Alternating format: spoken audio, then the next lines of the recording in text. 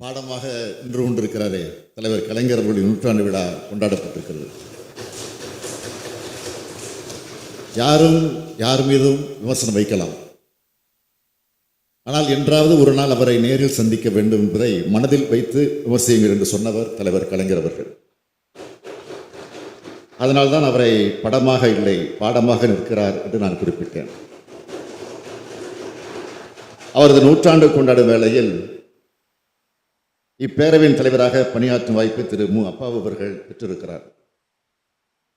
2017ஆம் ஆண்டு என்னால் இது போன்ற ஒரு தீர்மானம் கொண்டு வரப்பட்டதை எண்ணி நான் அன்றைக்கு வருந்தினேன் என்று என் உரையில பதிவு செய்திருக்கிறேன்.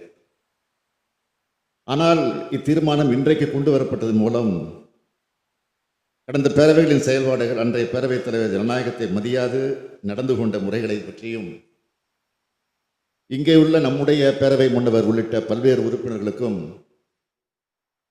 ஏன் நம்முடைய எதிர்க்கட்சி தலைவர்களுக்கு கூட நன்றாக தெரியும். நான் மீண்டும் அதை சொல்ல விரும்பவில்லை. ஆனால் அவற்றோடு தற்போதைய பேரவைத் தலைவரின் செயல்பாடுகள் அவைகளை ஒப்பீடு செய்து நம்முடைய பேரவைத் தலைவர் எவ்வாறு நடுநிலையோடு செயல்படுகிறார் என்பதை மக்கள் புரிந்து கொள்ளும் வாய்ப்பாக இந்த விவாதத்தை கருதுகிறேன். 2006, 2011 காலகட்டத்தில் நம்முடைய மாண்புமிகு பேரவைத் தலைவர் அவர்களும் இந்த அவையில் உறுப்பினராக இருந்திருக்கிறார். அப்பொழுது நான் ஊரக வளர்ச்சி மற்றும் உள்ளாட்சித்துறை அமைச்சராக பணியாற்றியிருக்கிறேன். அப்போதிலிருந்து எனக்கு அவரை நன்றாக தெரியும். மாண்புமிகு பேரவைத் தலைவர் ஜனநாயக கொள்கைகளில் மிகுந்த ஈடுபாடு கொண்டவர். மற்றவர்கள் மனம் வருந்தாத அளவில் தன்னுடைய நடவடிக்கைகளை அமைத்துக் கொள்பவர். நேர்மையாக கருத்துக்களை ஆணித்தரமாக முன்வைக்கக்கூடிய பண்பு கொண்டவர். அவரது நடுநிலையோடு நிற்கக்கூடிய நேர்மை திறனும் அனைவரிடமும் சிரித்த முகத்தோடு பழகக்கூடிய பாங்கும் என்னை கவர்ந்த காரணத்தால் தான் அவரை பதவிக்கு நான் முன்மொழிந்தேன். ஆசிரியராக இருந்து அரசியலுக்கு வந்தவர் நம்முடைய மாண்புமிகு அப்பாவு அவர்கள்.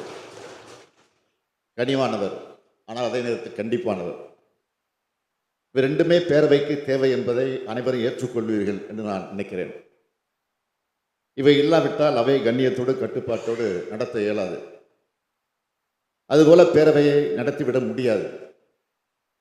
இந்த அவையில் என்னுடைய தலையீடோ அல்லது அமைச்சர்களின் தலையீடோ பேரவை நடவடிக்கை இல்லாத வகையில்தான் பேரவைத் தலைவர் அவர்கள் மாண்புமிகு அப்பா அவர்கள் நடந்து வருகிறார்கள். கடந்த காலங்களில் நடைபெற்றது போல அல்லாமல் ஜனநாயக அமைப்பின் பிரதிநிதிகளான சட்டமன்ற உறுப்பினர் அனைவருக்கும் ஒன்றே என நினைத்து செயலாற்றி வருகிறார்கள். எதிர்க்கட்சி உறுப்பினரிடம் பாசம் மற்றும் கொண்டு செயல்படுபவர் நம்முடைய பேரவைத் தலைவர் என்பதை மனசாட்சியோடு சிந்திக்கக்கூடியவர்கள் ஒப்புக்கொள்வார்கள். பேரவைத் தலைவருக்கு அருகிலே வந்து எதிர்க்கட்சி உறுப்பினர்கள் அன்போடு பேசியிருப்பதை இந்த பேரவை உறுப்பினரும் பார்த்த காட்சிதான். சில எதிர்க்கட்சி உறுப்பினர் கஞ்சாடையாக கூட பேசி நான் பார்த்திருக்கிறேன்.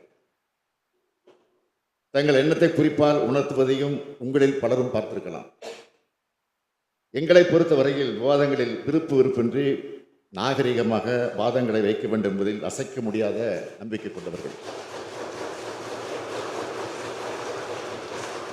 23/3/2017 அன்று அன்றைக்கு இந்த அவையில் நான் பேசியதை எண்ணி பார்க்கிறேன்.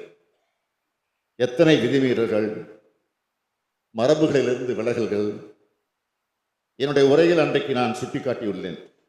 நினைத்து பார்த்தாலே நெஞ்சம் சுடுகிறது. அதை அனைவரும் படித்து பார்க்க வேண்டும். அது மாதிரியா இன்றைக்கு நடக்கிறது என்பதையும் எண்ணி பார்க்க வேண்டும்.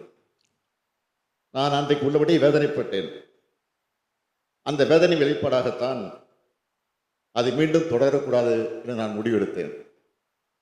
இந்த அவையில் அது மாதிரி நிகழ்வுகள், விதிமீறல், ஜனநாயகத்தை புறந்தள்ளும் மரபு மீறல்கள் எதுவும் நிகழக்கூடாது என்பதில் முதலமைச்சராக பொறுப்பேற்றவுடன் நான் காட்டிய உறுதி திரு அப்பாவு அவர்களிடம் பொறுப்பை ஒப்படைக்க செய்து அவர்களும் முழுமையாக அதனை உணர்ந்து பேரவைத் தலைவராக தன்னுடைய பணியை மிக சிறப்பாக செய்து வருகிறார்.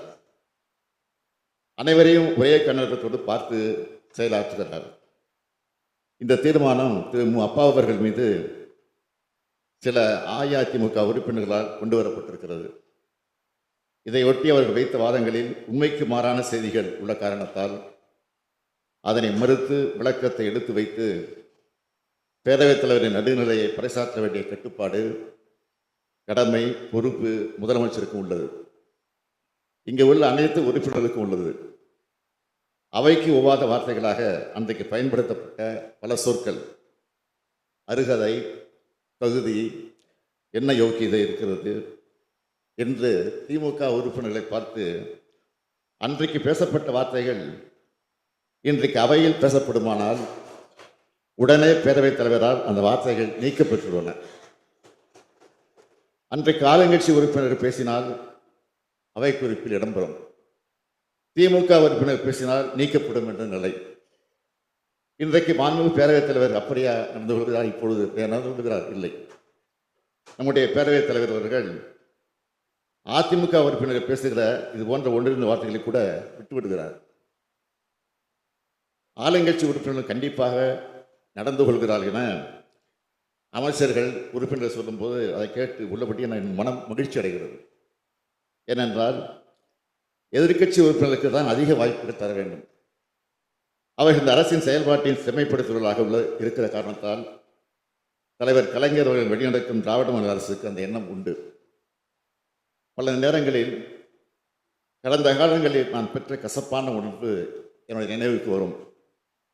இங்கே அஇஅதிமுக உறுப்பினர்கள் கோஷமிட்டுக் கொண்டிருந்தால், தொடர்ந்து குழப்பம் விளைவித்துக் கொண்டிருந்தால் அவர்கள் அமைதிப்படுத்தி அமர வைக்கத்தான் பேரவைத் தலைவர் முயல்வாரை தவிர முந்தைய பேரவைகள் அங்கு வெளியேற்றம் செய்யப்பட்டதைப் போல என்றும் வெளியேற்றம் செய்ய பேரவைத் தலைவர் நினைத்ததே கிடையாது.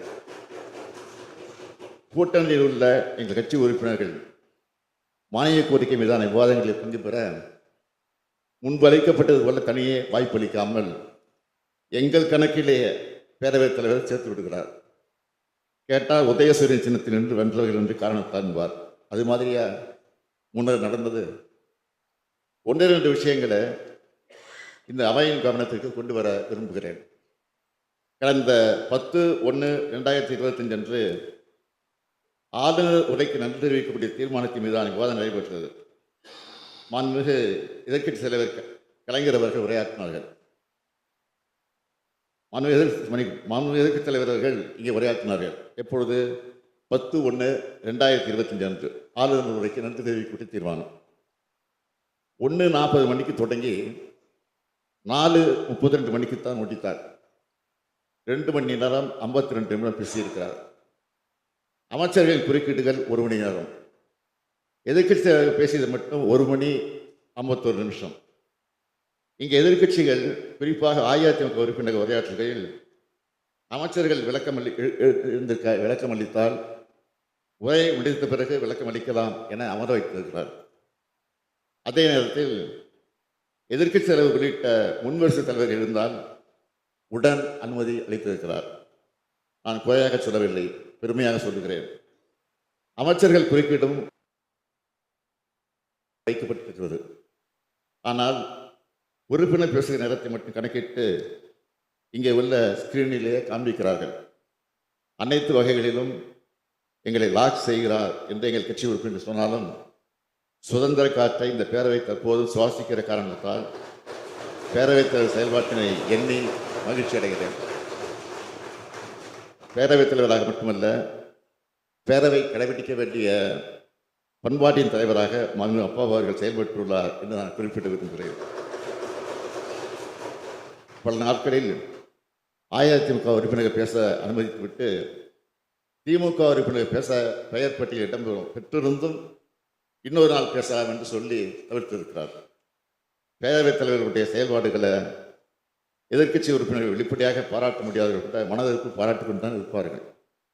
இந்த அரசின் மீது குற்றம் கூற வாய்ப்பில்லாத காரணத்தால் இப்படி ஒரு தீர்மானமா, உட்கட்சிக்குள்ளே ஏற்பட்ட குழப்பத்தால் அதை திசை திருப்ப இப்படி ஒரு தீர்மானமா, இந்த விவாதத்தை வெளியில் உள்ளவர்கள் நடத்தட்டும், நாம் நடத்துவாங்க, வெளியில் உள்ளவர் நடத்தட்டும். ஆனால் இப்படி ஒருவர் மீது இப்படி ஒரு தீர்மானம் கொண்டு வந்தோம் என்ற எதிர்காலத்தில் உங்கள் மனசாட்சி உறுத்தும். மாண்புமிகு பேரவைத் தலைவர்கள் மீது எய்தப்பட்ட அம்பாகவே கருதுகிறோம். இந்த அம்பை இந்த அவை ஏற்காது நன்றி, வணக்கம்.